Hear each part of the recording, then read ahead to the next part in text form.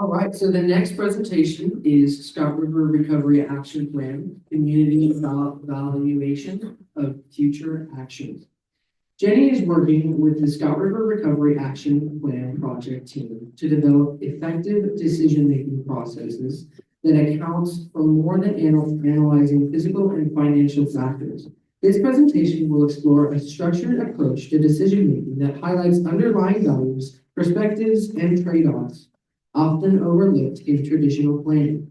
By integrating diverse stakeholder input, this process aims to enhance understanding, foster inclusive dialogue, and facilitate the negotiations of risk and trade-offs associated with future actions.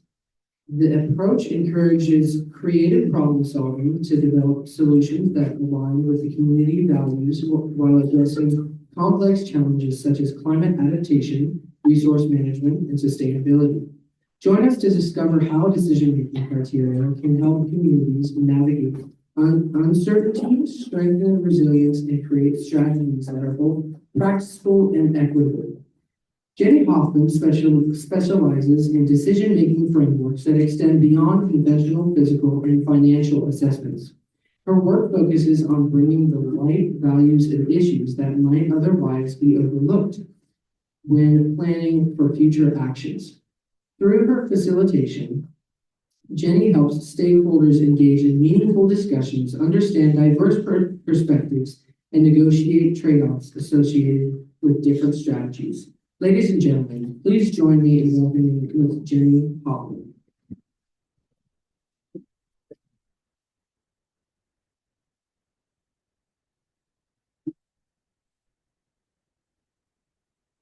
Now you get to see how well I manage. So hi, thank you all for being here. Sitting in the back today, I was seeing all these nice pictures of fish and the habitat and the ranches, and I'm like, I don't have heaps of pretty photos. And in fact, I'm not talking about exciting work I've done in the valley. What I'm going to be doing is presenting an approach, a framework, a way to, as you heard in the introduction, bring to light a lot of the values that often are left out of decision making. And as you also heard from Sharna, I'm hoping to get all of your help, or a lot of your help, in this process afterwards by doing one-on-one interviews to figure out what really does matter. So I'm going to start out talking a little bit about decision making in general. Then I'll talk in more detail about the sort of structured framework that I'm looking to bring here. And then sort of next steps in terms of how I want to operationalize that, the interview process, etc. So what are choices, right? Selection among competing alternatives. Maybe personal choices, what car should I buy? Should I propose marriage to someone? Should I move across the country? Should I take a new job? All kinds of things. Decisions, the decision itself is, okay, given that I have to make some choice here, what is my choice? That's when you say, this is what I'm doing. And in order to do that, you have to make judgments. It's not just about the facts, right? I remember, hearing growing up, let the science decide about fish restoration, let the science decide about pollutant reduction. The science doesn't decide, but in order for the science to decide, you have to say, science, this is what I want to accomplish. And then the science will say, great, if that's what you want, here's what I can tell you, right? So to make a really informed choice, we need not only the science and the knowledge, we need the judgments, the values. And I know people are saying, well, you can't compare apples and oranges, you can't compare apples and cupcakes. We do it all the time in our own lives. So the question is, how do we make a choice when we have to compare apples and oranges or ranches and salmon? How to do that? So first, think about what makes decisions hard, right? Well, we need to make judgments about those facts and values, right? And we need to figure out what's different. Facts are about what is, that's the sciencey part. Values are about what ought, or what we believe, or what matters to us. We need to make trade-offs. As I said, like, you usually can't have your cake and eat it too. And these aren't trade-offs that we talk about, like fish versus farms or whatever. Like a lot of really important decisions, I have to make trade-offs in myself. Wow, I want to live close to my parents, but I want to live close to my husband's parents. You know, he wants to live close to work. You know, I want a job that gives me, you know, complete freedom and lots of structure, right? We all have to make trade-offs, and that's hard. The future is uncertain, right? So when we're making decisions, we are predicting the future, right? That's what it's all like. So if I do this, what's going to happen? I think if I do this, I'll have a better life. But there's uncertainty. We don't know what the future is going to be, and we don't always know. You know, we can't say if I take this action, for sure this will happen. And we have to work with other people for a lot of decisions. People have different beliefs and values. They have different personalities, different priorities. They may not like or trust each other. So these are all realities we have to work with in making decisions. Very good. So structured decision making. I see there's a delay. So structured decision making is this structured approach for addressing all of those things that make decisions hard. And it was developed in particular to help groups often groups with really hard to quantify values. Like if you care about your spiritual integrity as a watershed, you know, how the heck do you build that into a decision? But if it matters to you, you have to figure out how to do it. So this is an approach to help individuals or groups make informed, defensible, transparent choices. So structure, what is the structure of a decision? What are the different parts of a decision that we have to look at? Well, there's the context in which it happens. This is the stuff you just don't control. It's going to be a wet year or a dry year. What's happening politically at the national level, at the local level? You know, who's my neighbor? Like there are all these things you just don't control, but they have a huge effect on your decision. Then there are the things we care about. You know, what matters to me? You know, do I care about do I care about money? Do I care about community? Do I care about, you know, being able to have as many dogs as I want? What do I care about? What can I do? What are the actions I can take? What's under my control? And then what do we know? Right, that's the prediction part. So if I know what I care about, what I can do, how is that going to get me to what I want to achieve ultimately? And so you kind of mix that all up in a big decision cloud. So creating the structure, how do we turn that into a process? So first, what is the decision? Right? What is the decision? Who has the decision authority? So for instance, just thinking about salmon restoration in the valley, where you could say, well, the decision is how do we maximize populations of salmon in the valley.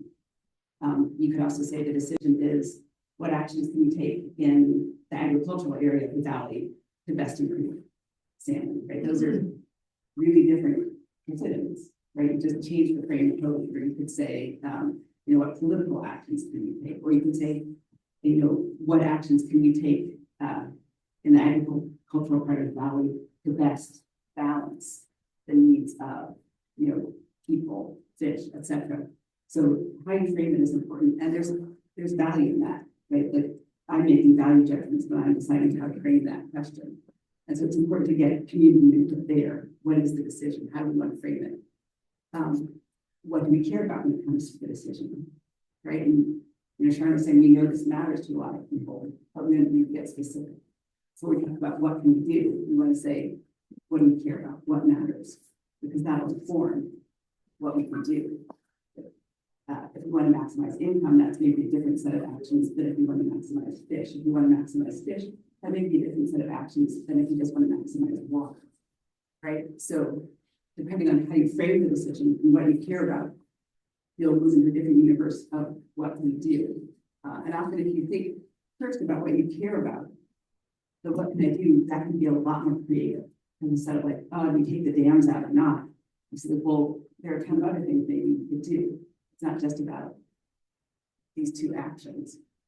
So you're going to open up that creative space. And then what are the consequences of those actions? Like you said, what do we care about?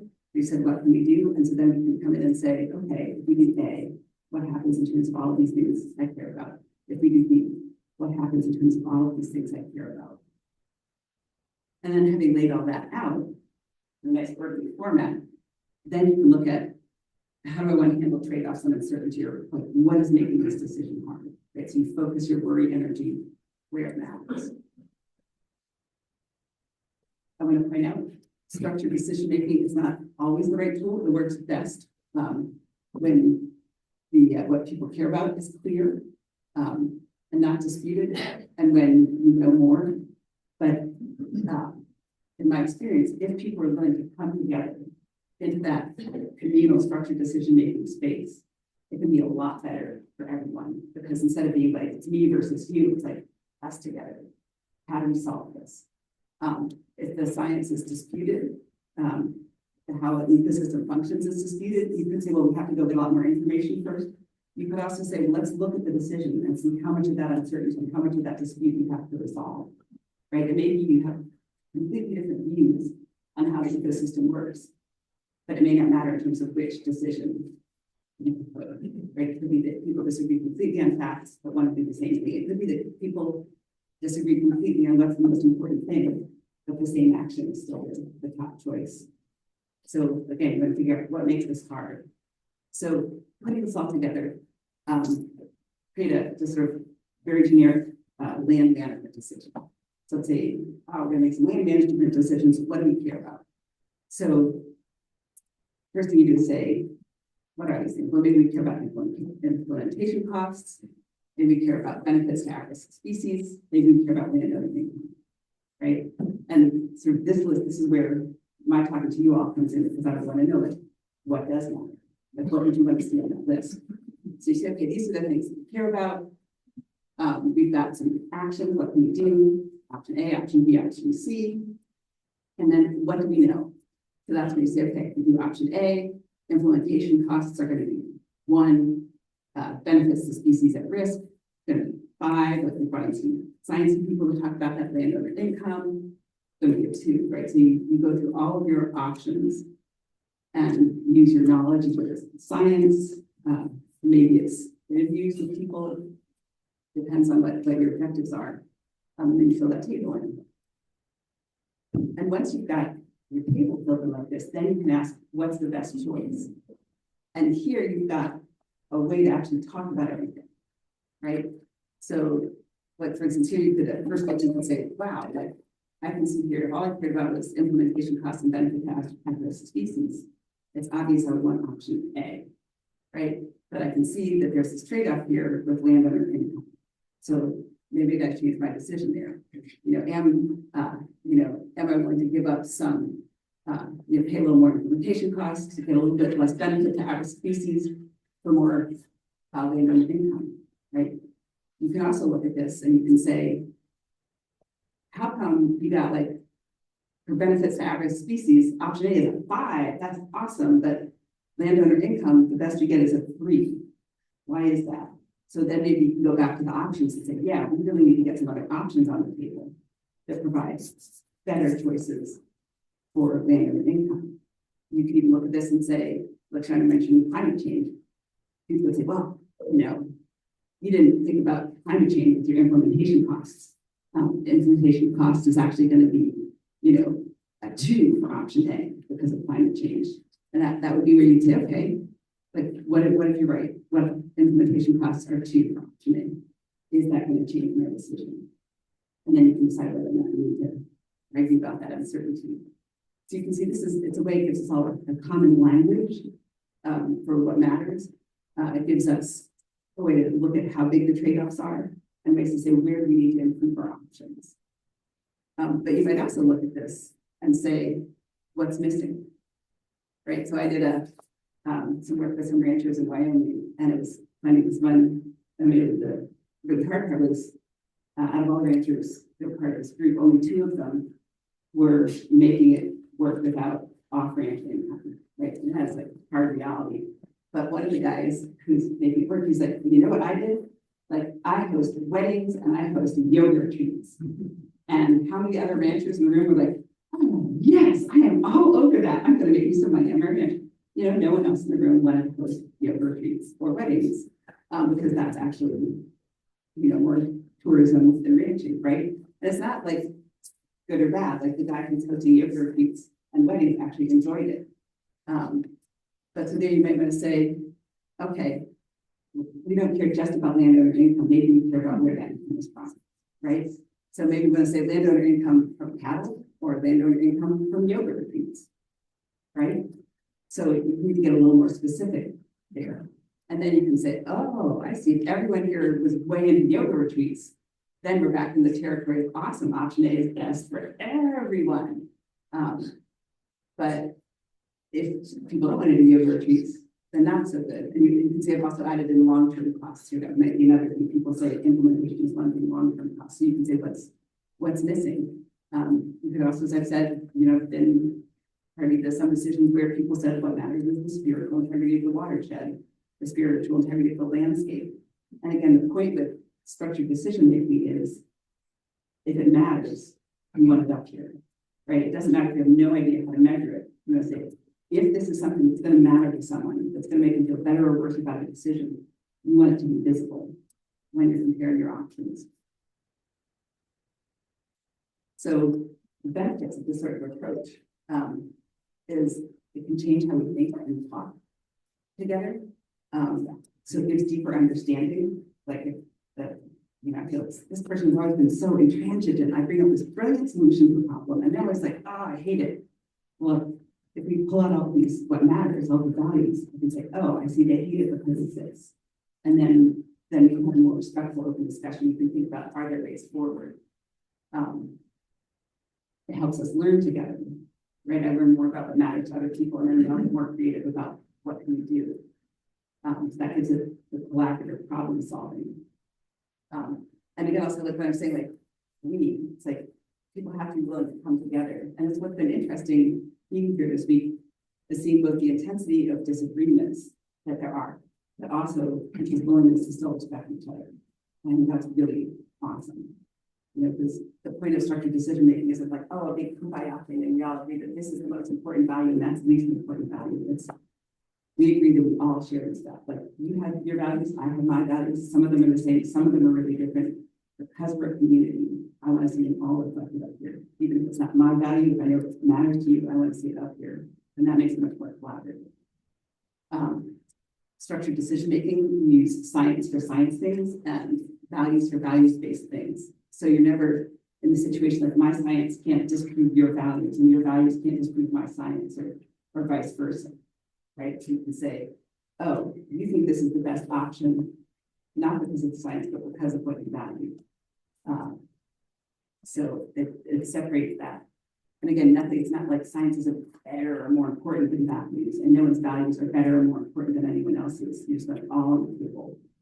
And then it provides that foundation for better alternatives. Once you know what really matters to people, then you can say, I see, if I tweak, like we've got this restoration plan that I thought was awesome, but I see now why you don't like it, what makes you unhappy, and if I do this other stuff, you'll actually be just as happy with it as I am. So then maybe you can incorporate that into grant writing. You write grant proposal and you say, I need to do all this stuff for the fish, and I need to do this stuff over here that you may not think is good for the fish, but it absolutely is, because this is what makes this okay for the landowners, right? So you can get a lot more creative and provide a lot more justification to people for why you need to do these things that may not seem directly related.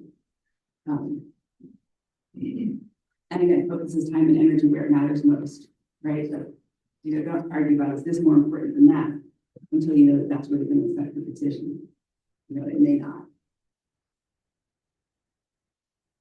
There you go. So using this for river restoration decisions in the valley. So as Sharon said, the council asked me to come help make sure that all concerns are brought into these restoration discussions, these river and fish restoration discussions. And so to do this, we need to understand what are all the things that matter, like what are all the concerns and how do we make that visible in restoration, fish restoration, river restoration discussions and decisions. So we need to talk about the problem framing, how different people see the decision that's being made here, the problem being solved, and then explore concerns and values when it comes to river or fish restoration decisions. So create a shared understanding of what matters to everyone, whether or not you agree. Making all values visible, and being explicit about the decision criteria, right? So this is creating something like this for the Scott Valley, for these kinds of decisions, what would you all want to see in that left-hand column? What would make you feel like you were seen, you were heard, what mattered to you is up there in the discussion. And I've seen situations where people were like, yeah, even if the decision, comes down in a way that's totally bad for me, I will still feel better having something like this up there where I can say, you acknowledge what mattered to me, and then you went and did this other thing anyway. So that, like, how do we create that sort of list? So when we one-on-one interviews with anyone who will talk to me, who's going to be affected by these sorts of decisions in the Valley. So to understand what matters, right? So this is asking, what matters to you? I see, like, I thought I had to click her down, but maybe it's dying. A little quicker. There you go. What matters to you? What are your goals? What's wrong with the current situation? What's right with the current situation? What are you ultimately trying to achieve? What are you ultimately trying to avoid? And then what's right and wrong, I think it's important to ask not just what's wrong, but what is right. Because we don't say, oh, to fix this thing that's wrong, we'll do something, and realize, oh, but that just changed something that was actually really right here.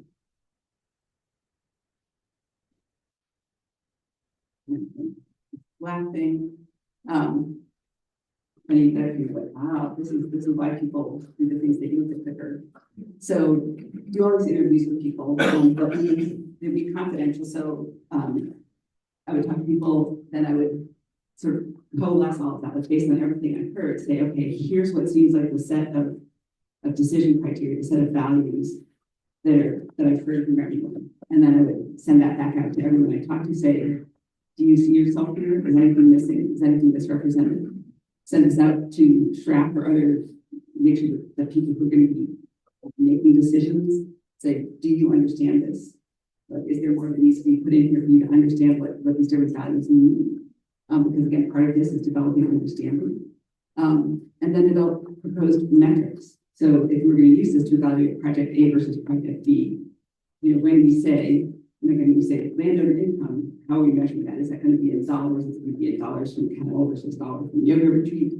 When we say, spiritual integrity of the watershed comes in, how do we measure that? So that everyone's really clear on what these mean. Then after drafting that list and revising it, coming up with a semi-final list, I would test that against past, current, or hypothetical projects. So then you only know how all these work with real projects when you test it with real projects. So we sort of set up a little table and say, here are all the things we care about, here are the projects we're comparing, and then let's look at how they score. And so then we say, have we nailed it? Have we figured out how to predict consequences? Do people buy into this? Do they believe the consequences?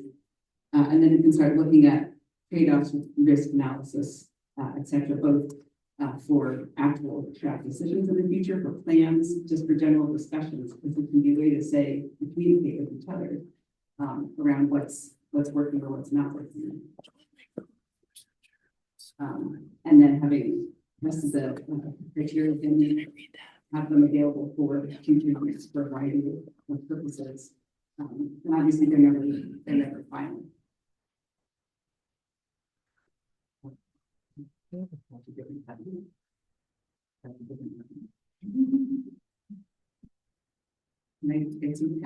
Yeah, he's fixing. Hold on one second. Excellent.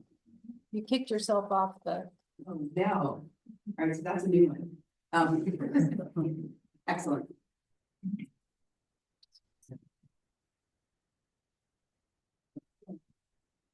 We go forward. We're going.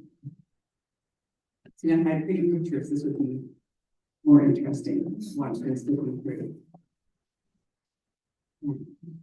Excellent. So again, shared language for what matters. We provide a way to make all concerns visible, both within the valley and outside the valley. Funders, politicians, who knows what. Easier to see what the trade-offs are and how big they are. Helps pinpoint places where uncertainty about consequences could be important. Where is more science be particularly useful?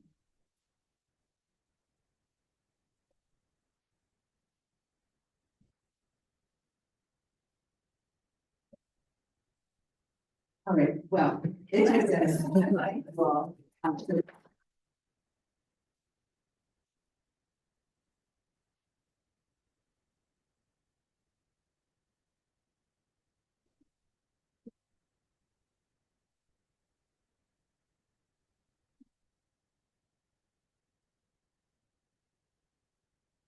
Thank you very much. I've got a sort of question that comes back to ages ago. I was in the loss class, and this leads to here, and the instructor saying, "Oh, we're having a baby. We're sipping our Tai Chi, and then there comes labor, and my wife had a broken pelvis, and the whole note that we're having a baby sort of went out the window." And we also often have these shared communities. Everyone's in this together, and I suggest that people that really have the most at risk often have the smallest voices, and that would be the tribes and the ranchers. When I look around here, the greatest minority is the tribal representation and ranch representation. So we have these forms through the years, and we're all gonna have a baby, but guess what? 80% of people here aren't gonna get the pelvis broken during delivery. And so how do you make sure that there's appropriate amount of voices for the people that actually are there having a baby? yeah, that's a great question. And it's like, there are a couple of things I like about it. One is, first I was thinking you were talking about unintended consequences. It's like, oh, having a baby is beautiful. Oh, not to break your pelvis. Talking to a lot of people helps us see, oh, what are the pelvis breaking kinds of things that can happen, so we can be more aware of how to be ready for those or how to prevent those. In terms of making sure all voices are represented, and working with Garna and others to make a list of who are all the people whose voices we really like to hear, who would we like to have represented here. So in addition to you all here in the room, we're also reaching out to people individually through other channels to see if they'll be willing to sit down and talk. And again, it's all, that's part of why it's also all anonymous or confidential. You can all on the who I'm talking to, but I'm not going to share anything with anyone else. The name. So that's hopefully more people. But yeah, and it's if no one wants to talk to me, like if we can't get good representation, no one wants to talk to me. In fact, if we can't get good representation, that would be a problem. And then we just have to put that out there. That this is like you say, this is who you talk to, and notice here the people who's aren't in here. Yeah, well, that's started in 1999, beginning of this stuff.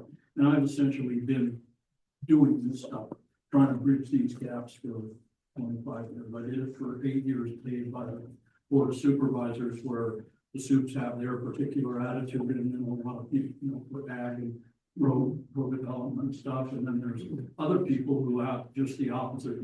They pay taxes too, right? You got to listen to them, you got to concern them.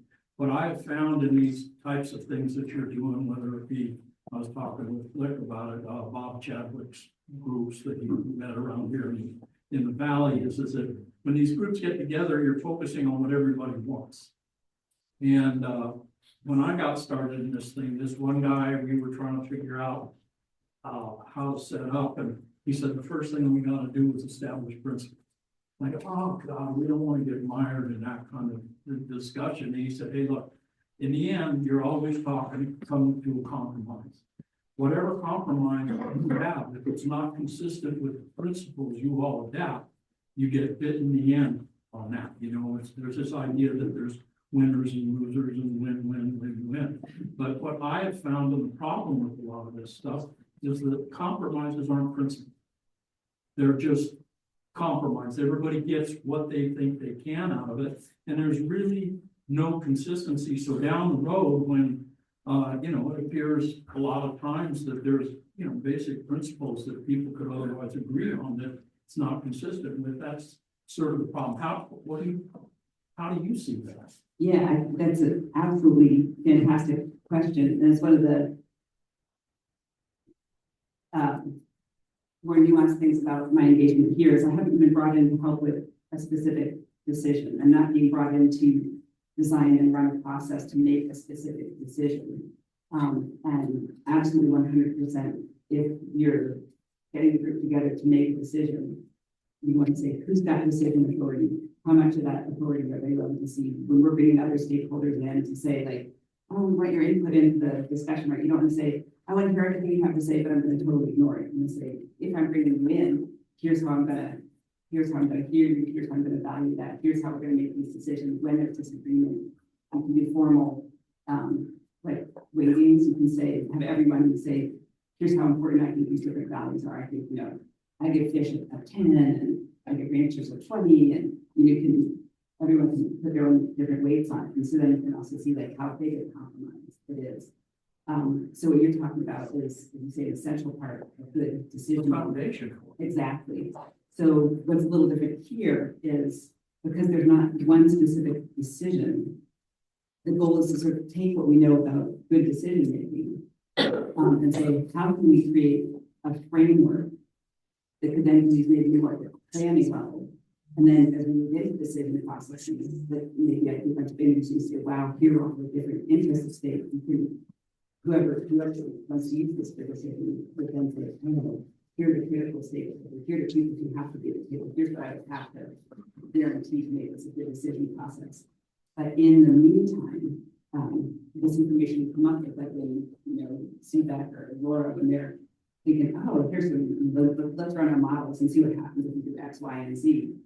They might look at what they've heard people buy and say, oh, let me run this model and see if I can use other actions that would actually address some of these other concerns. Or maybe I'll run my, when I see that, you know, person A over here, what they really care about is, you know, what months they can and can't year for them. Maybe what they provide is, you know, the depth of their well, what is the variable that they would want to see expressed. So having this framework can help in being more creative with the modeling output, with what possible restoration scenarios are modeled, but thinking about who else we have to get involved in terms of, you know, funders or planners or whatever. Are there things that aren't directly related to restoration on the river, but we have to pull the, you know, the fire insurance industry to say, hey, we're going to build this restoration, and we need to make sure that you know, that's it. Yeah. So yes, this is the concept process that's essential, and this is mostly just at a framework level, trying to say, how can we represent a lot of that diversity of opinion now, so that when we move into actual practices later,